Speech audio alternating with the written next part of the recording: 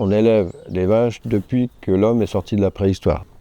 Aujourd'hui, le modèle est arrivé à un point où on prend la vache pour ce qu'elle n'est pas.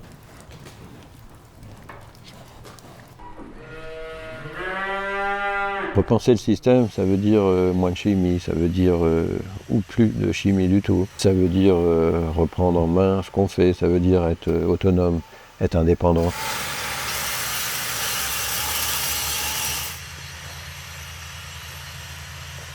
Il y a un autre constat qui m'est très cher, c'est que, et malheureusement, j'ai pas fait grand-chose pour ça, puisque c'est toujours le cas aujourd'hui, il y a à peu près 3 à 4 agriculteurs qui se suicident par semaine. Ça fait des années que ça dure. Et donc j'ai décidé de mettre ma passion au service de cette cause-là, en disant des agriculteurs, on en a besoin. Ici, vous êtes en Auvergne, dans le nord de l'Auvergne, on est sur un territoire où si on enlève l'agriculture, il reste vraiment plus grand monde.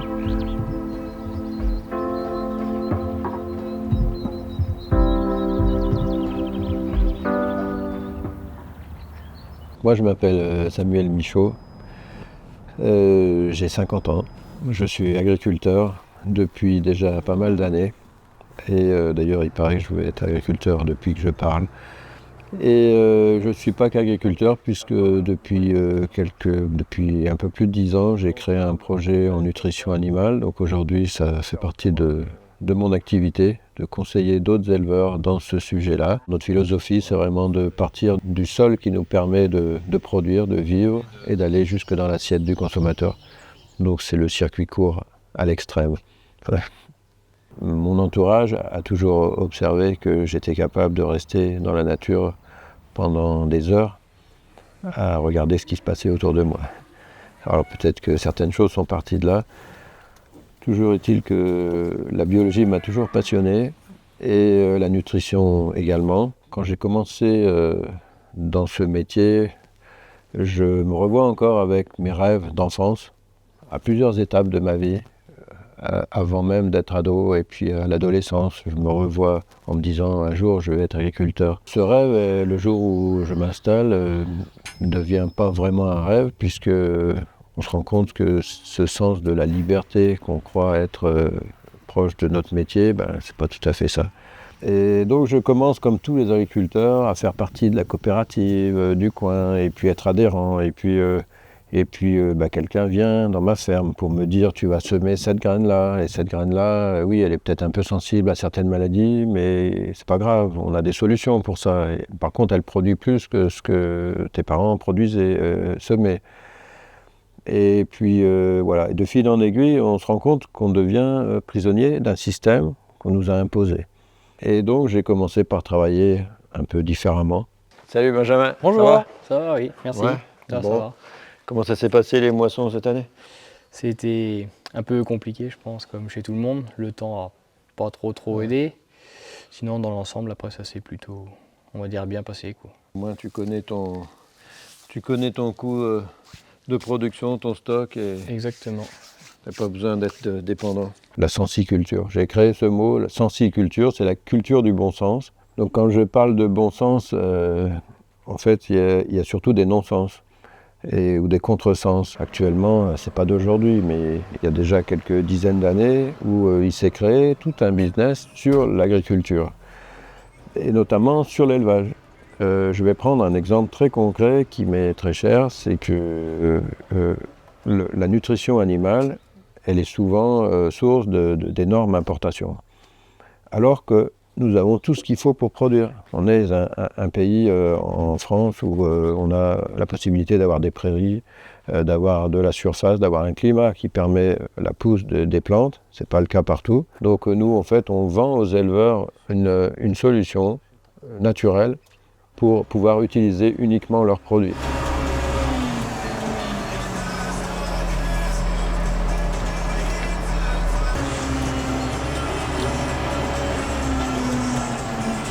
La sensiculture, c'est aussi une philosophie pour englober plusieurs méthodes dans l'agriculture, mais même au-delà. C'est-à-dire qu'un consommateur, il peut être aussi sensiculteur parce qu'il va choisir lui-même la façon dont il va consommer.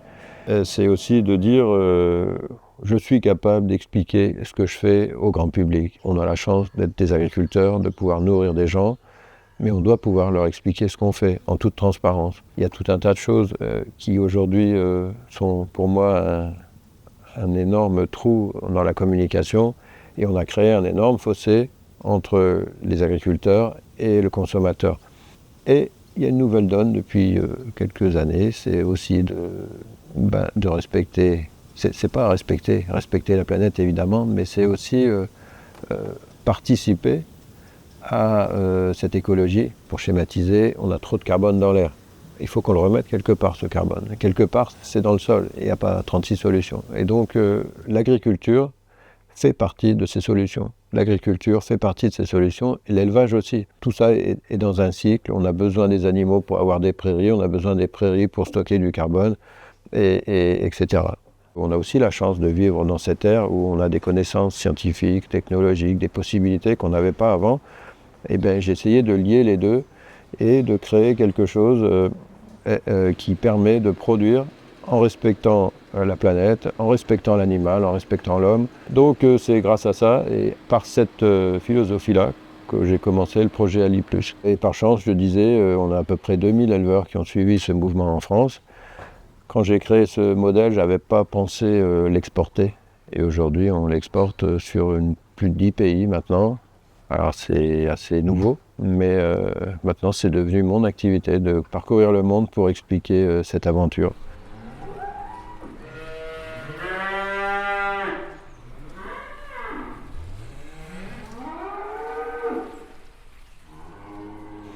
Donc il faut quand même savoir que la vache, c'est un ruminant.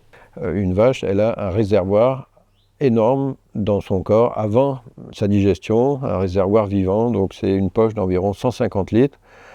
Et quand la vache mange de l'herbe, par exemple, en fait, elle ne mange pas pour elle. Elle mange pour alimenter ce réservoir qui lui-même est composé de milliards et des milliards et des milliards d'individus. Alors ça, c'est très intéressant parce que ce microbiote, il est riche en vitamines, il est riche en protéines, il est équilibré, il est écologique, il est économique, mais pourtant, on a complètement changé ça avec le temps et l'industriel a inventé un autre modèle.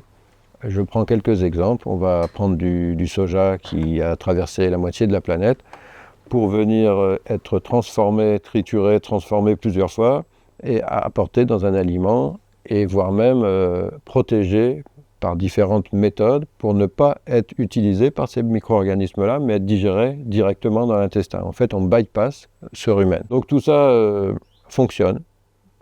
Techniquement, ça fonctionne. On est capable de produire du lait, de produire de la viande avec ça. Aller dire que les vaches vont passer une vie correcte avec ces méthodes-là, c'est autre chose. Parce que quand on pousse la nature à ce point-là, on peut bien penser, forcer, imaginer que la santé de la vache sera un peu perturbée. Mais c'est pas grave parce qu'on vendra des solutions. Donc c'est le propre aussi de l'industriel de créer des problèmes pour vendre la solution. Donc moi j'ai essayé de repenser la chose en disant on a un ruminant, faisons-le ruminer un maximum. Donc moi je dis aux éleveurs, utilisez vos fourrages évidemment en toute priorité, vos prairies, tout ce que vous pouvez utiliser comme fourrage naturel sur vos vaches, et bien utilisez ces produits-là, on va les faire fermenter avec notre méthode qui elle permet de maîtriser ces fermentations parce qu'il ne faut pas faire n'importe quoi non plus.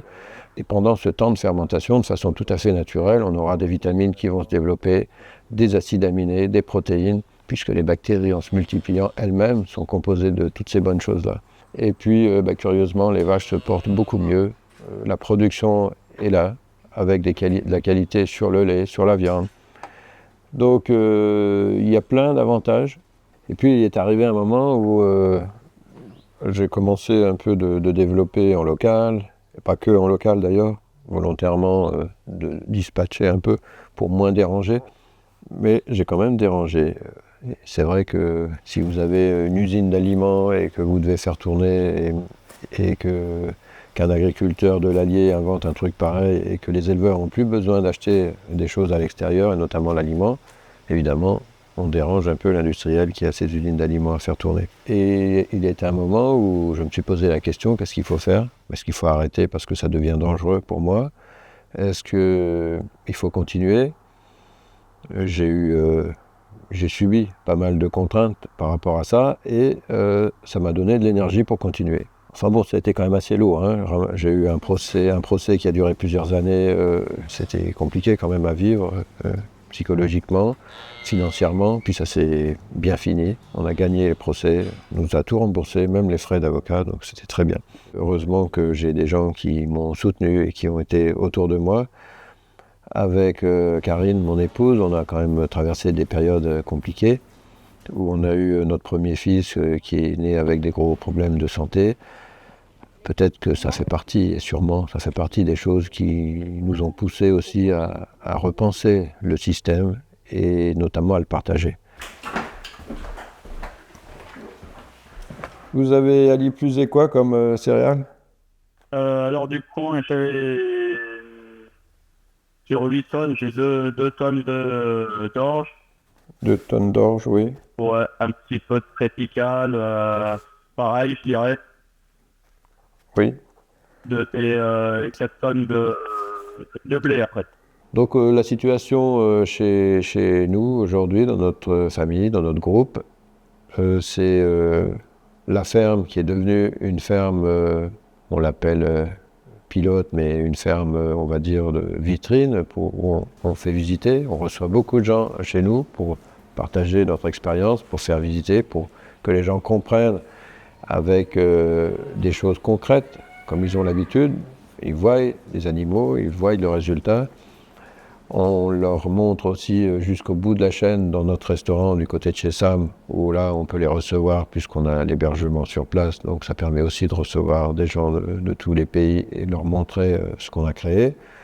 Et puis évidemment on les emmène visiter aussi nos boucheries et les boucheries Ma France Nature, où là on peut montrer aussi la qualité des produits, l'organisation. Donc on est assez satisfait de cette évolution. Moi, mon plus grand plaisir, c'est d'avoir aujourd'hui des gens, des agriculteurs qui me disent « Tu as sauvé ma ferme et j'ai repris espoir en mon métier, j'ai repris espoir en ma vie. » Je suis très positif en réalité par rapport à l'agriculture. Pourquoi? Il faut que l'agriculture puisse répondre aux nouveaux enjeux de répondre aux besoins alimentaires, mais aussi aux besoins écologiques. Donc on voit bien que la donne écologique, elle prend de l'ampleur. On n'y pense pas beaucoup dans certains pays qui sont encore à penser simplement à manger, mais ça viendra forcément. Et l'agriculture a tout son rôle. Donc en repensant un peu ce système et en se disant qu'on va y ramener du bon sens, tout porte à croire qu'on a toute notre place et je suis très optimiste par rapport à ça.